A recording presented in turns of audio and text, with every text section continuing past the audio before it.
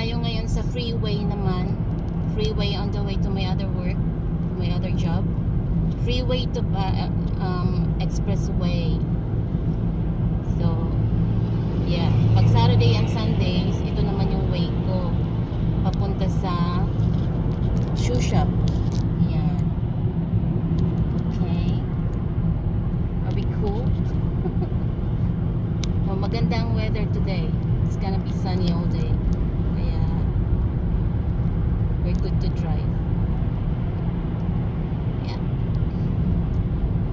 Okay na yun. Diyan lang yung bus. Ang head check ko ba na kailangan hanggang dun sa likod ko? 360? Ito po yung vlogger na nagdo-complain. Kakainis. Di daw ako nag-head check naman ako. Andyan lang sa kaliwa ko. Anong head check gusto mong gawin?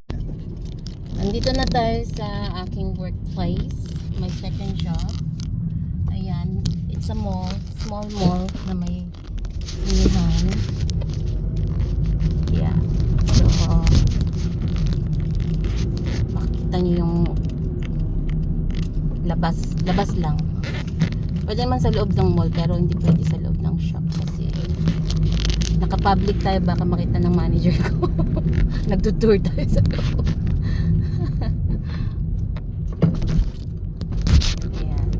Ayan siya. It's a very small mall. Maliliit ang malls dito eh. Single story lang or two story pa.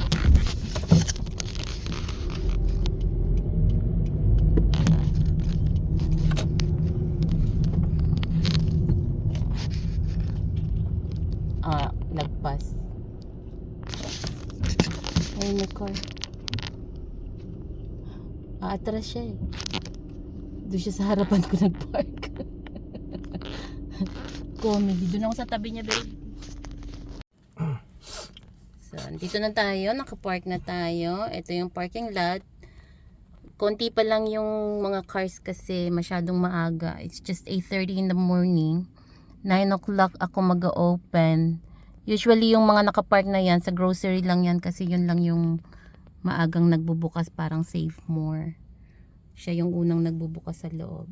Kaya konti pa lang yung cars. Opening ako today. Tapos ito yung instructor ko na hindi ako nakitang nag-head check. Nag-head check naman ako. Lagi ako naka-road rage, siya ang ka-road rage ko. Ayan. Okay guys, see you later.